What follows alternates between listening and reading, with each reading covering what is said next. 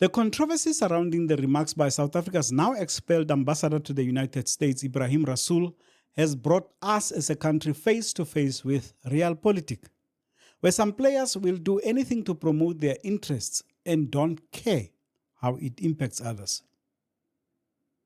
Donald Trump's return to the presidency of the US and the kind of policies he is pursuing is forcing the whole world to sit up and think about the way forward. South Africa is one of those countries that were marked from day one, as they say. It is in this context that some have raised concerns that Rasool, whose presence in the United States was already problematic for the administration, would act in what they say is a reckless manner. They argue that as an experienced diplomat, he failed to read the room, so to speak. In this episode, I argue that Rasool's remarks were merely a convenient smokescreen for an action that was coming regardless. I do believe that the bully that is Trump would have found another excuse down the line to continue trying to browbeat South Africa. Hello everyone, welcome back to Joe Talks Politics. I am your host, Joseph Musia. Let's get right into it.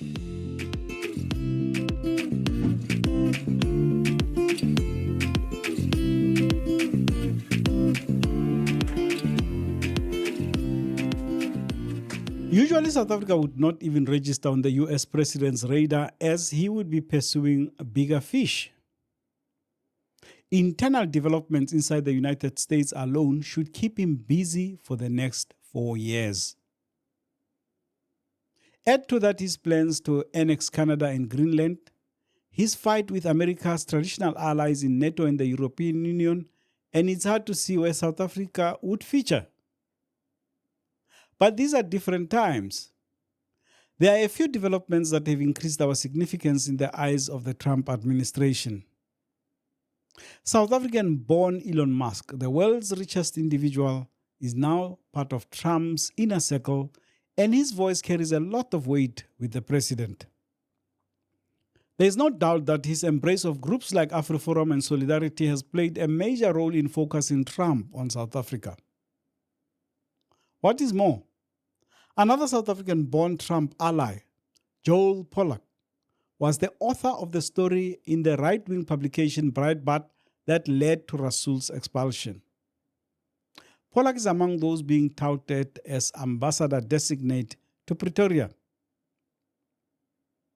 But even without Musk and Pollak, Pretoria's leading role in trying to hold the Zionist genocidists in Tel Aviv accountable for their crimes in Gaza has rubbed the American right up the wrong way. Let us not forget that some in the right in the US were already uncomfortable with Rasool himself for his stance on Palestine. They even suggested that he supports Hamas. There's a narrative, therefore, that Rasool, a seasoned diplomat and political operator, should have been aware that his actions would elicit a response.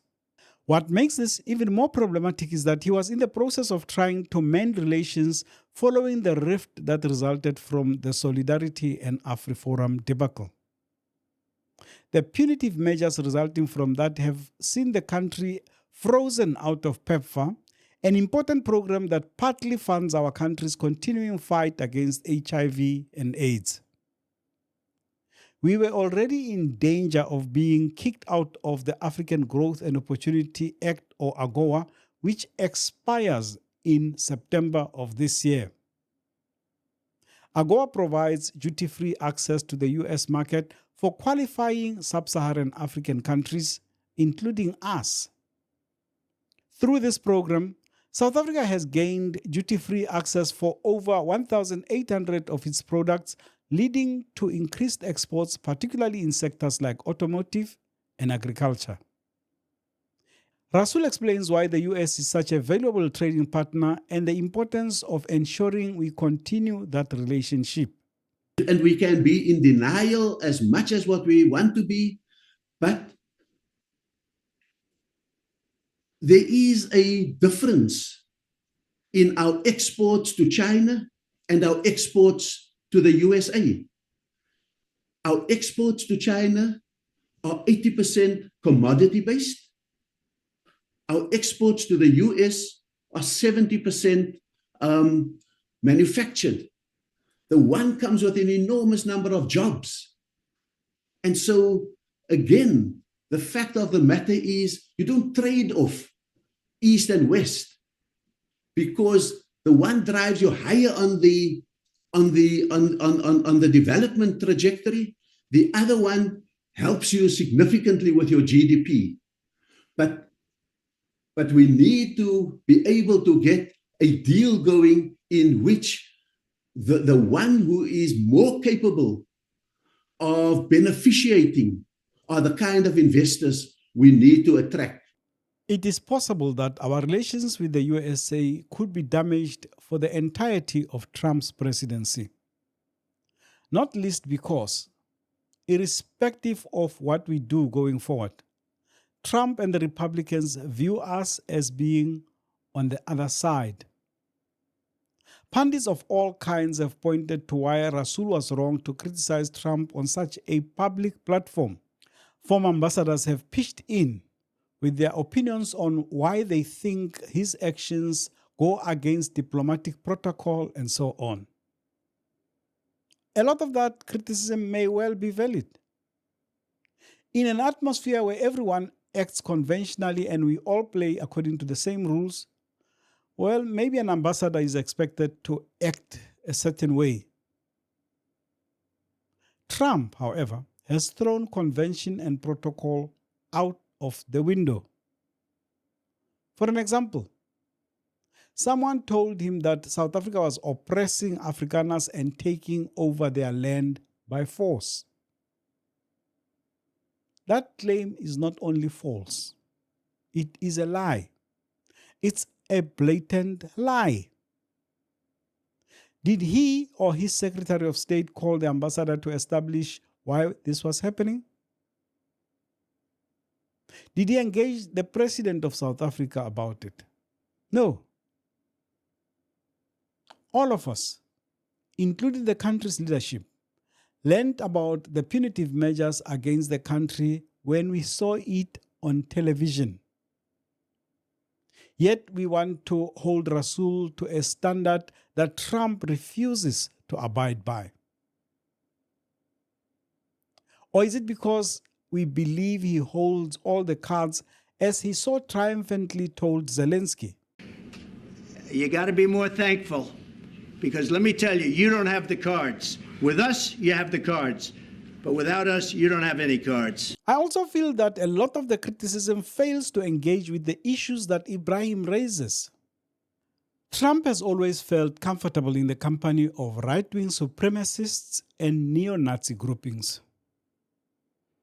It is members of these groups who attacked the Capitol building in 2021 and to whom he gave full pardons as soon as he was back in office. As Rasool puts it, his fear that the white race in America is in danger of being overwhelmed by the darker-skinned people drives his obsession with keeping immigrants from Latin America and other countries of the world out of the US and deporting those who are already there in their thousands. His completely senseless and nonsensical threat to annex Canada seems to be part of the same strategy. Canada has a population of 40 million, 70% white. So, if it becomes the 51st state, the white population immediately increases by almost 30 million. That may also explain why he is so willing to welcome South Africa's Afrikaners while kicking out Mexicans. Who can forget his 2018 remarks about people from Africa, Haiti, and El Salvador? That I think what Donald Trump is launching is an assault on incumbency, those who are in power. by mobilizing a supremacism against the incumbency at home, and I think I've illustrated abroad as well. So in terms of that, the supremacist assault on incumbency, we see it in the domestic politics of the USA, the MAGA movement, the Make America Great Again movement, as a response, not simply to a supremacist instinct, but to very clear data that shows great demographic shifts in the USA, in which the voting electorate in the USA is projected to become 48% white. His characterization of the situation is spot on. In fact, if anyone wants to educate themselves on what is happening in America and how it connects with us, do yourself a favor. Go watch that video on Mistra's website. I will also include the link in the description. It would be naive to think that anything South Africa did after our stance on Israel would have endeared us to Trump, who panders to the Israeli lobby.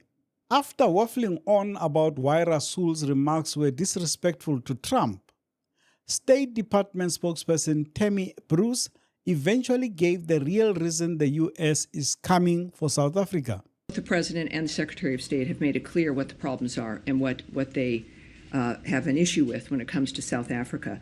The unjust land expropriation law, as well as its growing relationship with countries like Russia and Iran. That's what prompted the serious review of our South Africa policy, which continues to be underway. They have taken also, the South African government, aggressive positions toward the United States and its allies, including accusing Israel, not Hamas, of genocide in the International Court of Justice, and reinvigorating its relationship with Iran to develop commercial, military, and nuclear arrangements. So this isn't one just of demeanor or decorum, however they add into it. This is a matter of a nation that is, we've again made it very clear, taking steps that are not in the best interest of providing a safe, secure, more prosperous America, let alone world, when it comes to the decisions they're making. So all of this is under review, but obviously part of it is, within the diplomacy of it, is to encourage a change in policy and posture. Of course that would be the point. The point is to encourage a change. We as a country should perhaps prepare ourselves for the pain that is coming, but stand firm in the face of attempts to bully us. We are witnessing the rise of nationalism, protectionism, the pursuit of narrow interests, and the decline of common cause. This is the world that we, as South Africa, a developing economy, must now navigate. But we are not daunted to navigate our path through this world that constantly changes. We will not be deterred. We are, as South Africans, a resilient people, and we will not be bullied. Trump thinks of South Africa as just another shithole country and is therefore unlikely to change his posture towards us. What is likely to happen is that any envoys we send to him will be treated even worse than Ukrainian President Volodymyr Zelensky, who was humiliated on a grand scale. If Trump can treat Canada and countries of Europe, whose trade with America is many times larger than ours, what makes us think that trying to please him will help us? He removed the security provided to Joe Biden's son Hunter because he was told the man was vacationing in South Africa. He hates our guts. So trying to appease him is not going to work. This episode should teach us that at some point, we have to stop accepting favors or asking for favors from other countries. We have things they need, and they have things that we need. so we can establish normal trading relations and just move on. I know that some believe that we will have 4 years of Trump and then we can go back to business as usual. That will be a grave mistake that will hinder our development for decades to come.